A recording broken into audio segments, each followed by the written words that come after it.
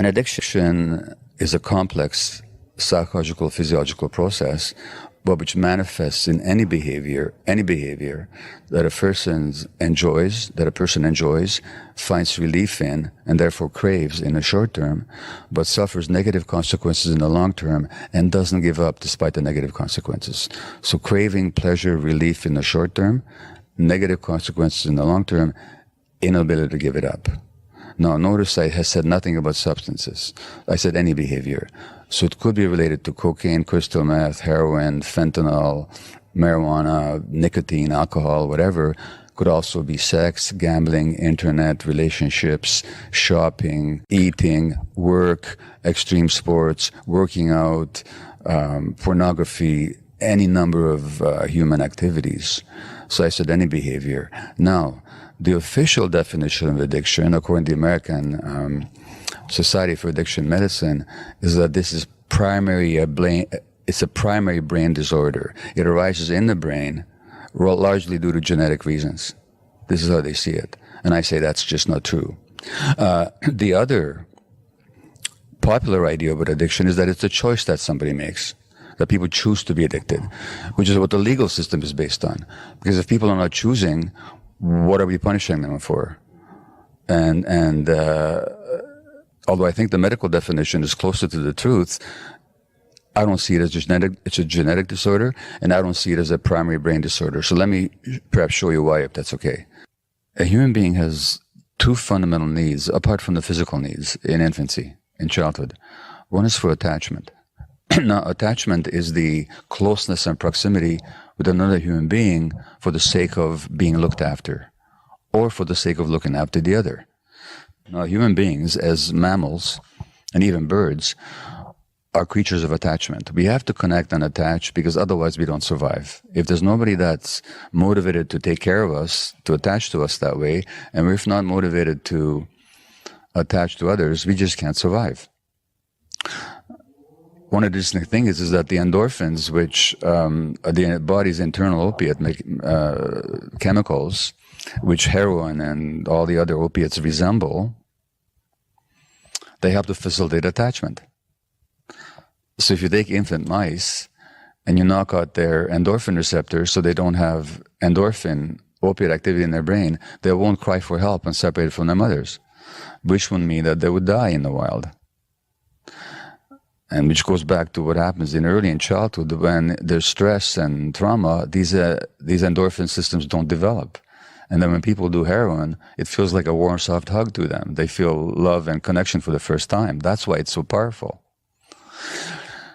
But so we have this need for attachment, without which obviously the human infant, who's the most helpless, the most dependent, the least mature of any creature in the universe at birth,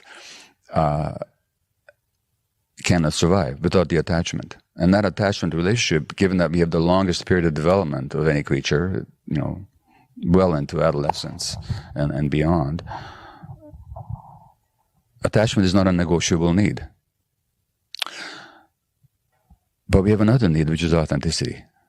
Now, authenticity, auto the self, means being connected to ourselves. Just knowing what we feel and being able to act on it. So, that means our gut feelings. So, let's look at how human beings evolved. For hundreds of thousands of years, and for 100,000 years or so of this species existing on Earth, how did we live? We didn't live in cities and houses and so on. We lived out there in the wild until very recently in human existence. Now, just how long do you survive in the wild if you're not connected to your gut feelings? Not very long. If you start using your intellect instead of your gut feelings, you just don't survive. So that's a powerful survival need as well. So attachment is a survival need, authenticity is a survival need. But what happens if your authenticity threatens your attachment relationships? For example, as a 2-year-old, you get angry because you didn't get that cookie before dinner. But your parents can't handle anger because they grew up in homes when there was rageaholicism and they're terrified at the very expression of anger. So they give you the message that good little kids don't get angry. The message you receive is not that good little kids don't get angry, but that angry little kids don't get loved. Because your parents are now sullen, they won't look at you, they talk to you in a harsh way, you're not getting loved. Not experiencing love at that moment. Now, but you got to stay attached. Guess what you're going to suppress? the authenticity every time. And this is how we lose connection to ourselves and to our gut feelings. So that, strangely enough, that very dynamic, which is essential for human survival in a natural setting, not becomes a threat to our survival in this more modern setting, where to stay authentic is to threaten attachment. And so we give up our authenticity, and then we wonder who the hell we are, and whose life is this, and who's experiencing all this, and this life doesn't, and who am I really? And so that's where the reconnection has to happen. That's where the healing happens, is with that reconnection.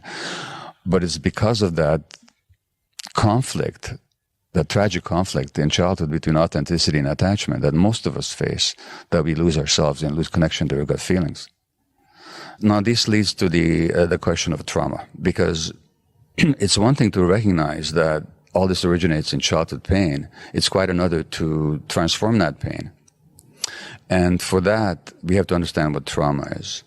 So people often think that trauma is what happens to you. So trauma is a divorce when you were small and your parents fighting. Trauma is your mother's depression. Trauma is your father's alcoholism. Trauma is your parents' argumentation. Trauma is physical or sexual abuse or some loss. Those aren't the traumas. Those are traumatic. But the trauma is not what happens to you. The trauma is what happens inside you. And as a result of these traumatic events, what happens inside you is you get disconnected from your emotions, and you're disconnected from your body, and you have difficulty being in the present moment, and you develop a negative view of your world, and a negative view of yourself, and a defensive view of other people. And these perspectives keep showing up in your life in the present. So in other words, the addiction is not the primary problem. It's an attempt to solve a problem. And then the real question is, how did the problem arise? In other words, this is where my theory is, that it's always rooted in childhood trauma, and that the addiction is an attempt to deal with the effects of childhood trauma, which it does temporarily, while it creates even more problems in the long term. And so the issue is not just to recognize what happened 10, 15, 30, however many years ago, but to actually recognize their manifestations in the present moment and to transcend them. And how do you do that? By reconnecting with yourself, by restoring the connection with your body primarily and with your emotions that you lost. And once you do, when you found these things again, then you have what we call recovery. Because what does it mean to recover something? It means to find it again. So what is it that people find when they recover? They find themselves. And the loss of self is the essence of trauma. So the real purpose of addiction treatment, mental health treatment, any kind of healing, is reconnection.